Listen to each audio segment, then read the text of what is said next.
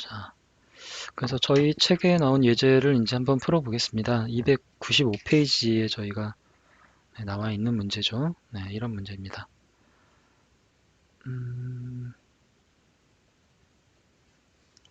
네.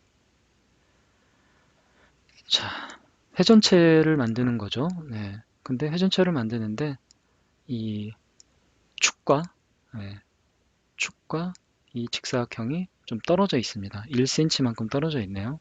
그리고 네, 여기는 2cm고 높이는 5cm입니다. 이렇게 해서 회전을 했을 때 생긴 회전체의 네, 건널비를 구하라 라는 게 문제죠. 네, 조금 까다롭습니다. 네, 이런 원기둥이면 금방 구하겠는데 네, 이거는 원기둥이 아니죠. 중간에 구멍이 뚫린 구멍이 뚫린 그런 네, 원기둥이 되겠죠. 네, 어떻게 되느냐? 그러면 이렇게 구멍이 뻥 뚫린 이런 형태의 네, 원기둥이 될 겁니다. 네, 가운데가 이렇게 뻥 뚫려 있죠. 그럼 이 도형의 건널비는 어떻게 구해야 될까요? 네, 어떻게 구해야 될지 건널비를 어디까지를 구해야 되는지 헷갈린다라고 하면 여기에 이 입체 도형을 페인트가 담긴 또는 물감이 담긴 큰 통에다가 집어넣는다고 생각을 합니다. 그러면 물감이 어디 묻을까요?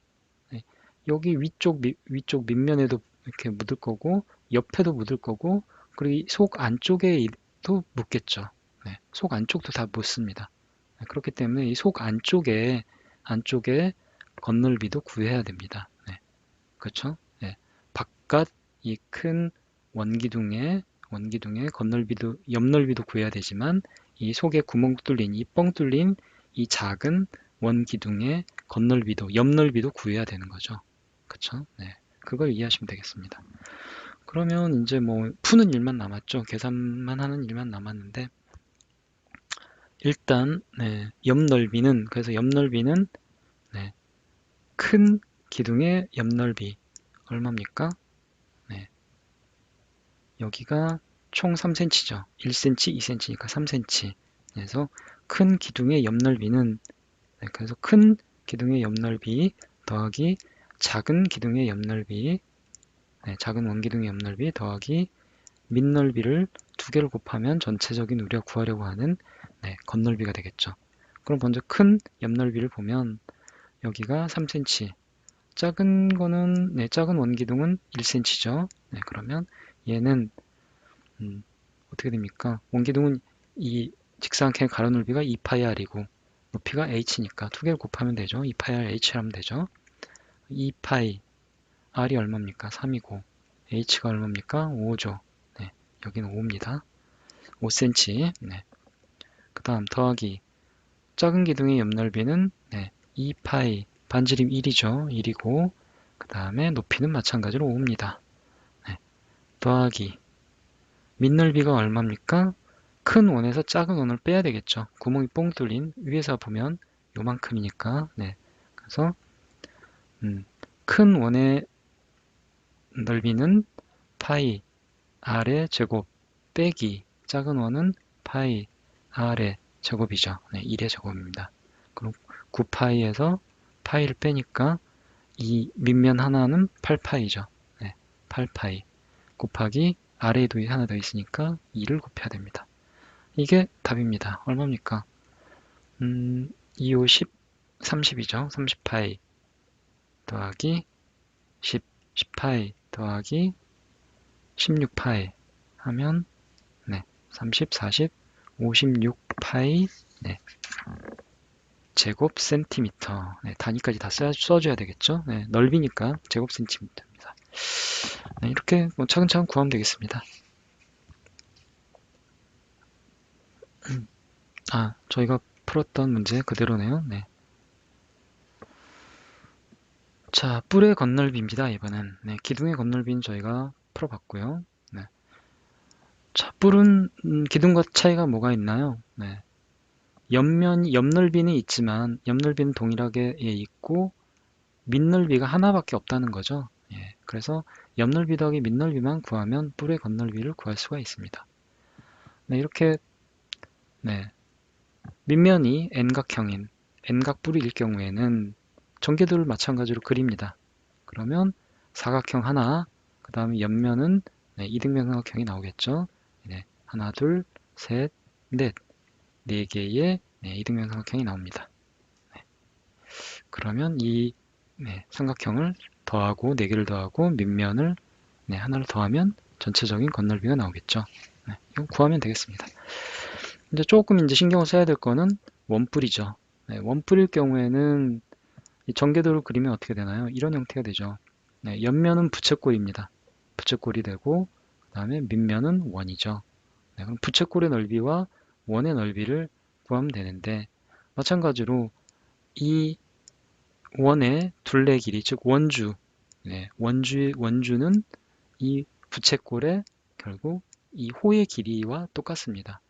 원기둥에서도 이 원의 길이가 원주가 이 옆면의 직사각형의 가로의 길이와 똑같았던 것처럼 서로 맞닿아 있으니까, 그렇죠? 서로 맞닿아 있으니까 이 원주는 결국 부채꼴의 호의 길이와 같아야 됩니다. 그래서 부채꼴의 호의 길이는 밑면의 원주이죠. 그래서 모선의 길이 L과 밑면의 반지름이 R인 원기둥의 옆넓이는 구해보면 그래서 이 부채꼴의 넓이를 구하는 방식은 두 가지가 있었죠. 저희가 이제 복습을 해보면 만약 여기가 x도다 해서 이 부채꼴의 이 중심각 각도를 알면 파이 r의 제곱 한 다음에 곱하기 360 이게 이제 원의 넓이 중에 360분의 x만큼 그만큼 비례해서 이제 떼내면 되니까 이렇게 곱해주면 이 부채꼴의 넓이가 되고요. 그 다음에 또 하나는 x를 모른다. 중심각의 크기를 모른다라고 할 때는 어떻게 하면 되나요? 이 부채꼴의 반지름과 호의 길이만 알고도 우리가 구할 수가 있습니다. 여기를 여기 호의 길이를 L이라고 하고 여기를 R이라고 하면 여기를 그러니까 R이고 여기가 L이다 라고 하면 넓이는 2분의 1 RL이었죠. 반지름과 호의 길이를 곱한 다음에 2분의 1을 해주면 그러면 이 부채꼴의 넓이입니다. 자, 그런데 이 부채꼴은 반지름이 라지 r이고 그 다음에 호의 길이 L은 얼마입니까? 2파이 라지 r이죠. 이 원의 원주니까. 그러면 둘을 곱하고 2분의 1을 해주면 이 넓이가 되겠죠? 그러면 얼마입니까? 2분의 1 반지름은 라지 r 그 다음에 L은 2파이 r이죠. 그러면 어떻게 됩니까? 2가 이렇게 사라지고 결국 파이 잘못 썼네요. 여기가 L이죠. L이죠. 라지 R이 아니고 L입니다. L 2분의 1 L이라고 하면 여기 L이라고 되어 있으니까 L이면 파이 L R 이렇게 되는 거죠.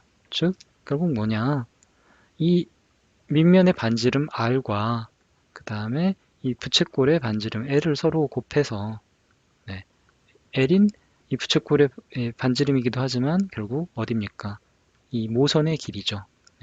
모선의 길이이기 때문에 모선의 길이 L과 반지름을 곱한 다음에 그 다음에 파이만 붙여주면 된다. 그러면 이 옆면적이 된다라는 거죠. 그래서 옆 넓이는 파이 라지 R 라지 L 라지 R 파이 LR이고 윗넓이는 얼마입니까? 파이 R의 제곱이죠. 파이 R의 제곱. 그래서 둘을 더하면 건넓이가 된다. 그런 얘기가 되겠습니다. 뭐 예를 한번 들어서 한번 풀어볼까요? 301페이지 뭐 예제처럼 저희가 모선의 길이가 얼마입니까? 모선의 길이가 5cm이고 그 다음에 반지름 길이가 2cm다 라고 하면 건넓이가 어떻게 될까요? 일단 옆넓이는 얼마입니까? 옆넓이는 파이 쉽습니다. 둘을 곱하면 됩니다. 모선의 길이와 반지름 길이를 곱하면 됩니다. 5 곱하기 2 하면 10파이가 10파이 제곱센치가 옆넓이가 되는 거고 밑넓이는 얼마입니까? 밑넓이는 파이 2의 제곱이죠. 2의 제곱이다.